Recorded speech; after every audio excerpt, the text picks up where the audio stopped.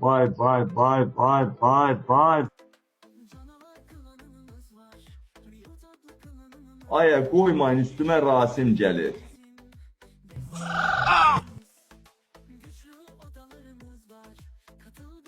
Abi sen Borzakon idin, niye kaçsan söhbətten ha? Niye gelin beni şoşkalamırsan ha?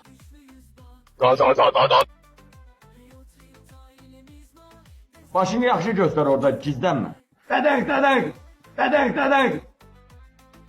Allah'a and olsun kaçmaz.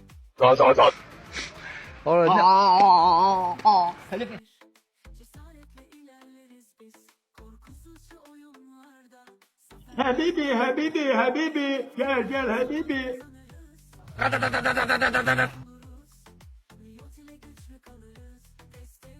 Bu kimdir la? Dedek.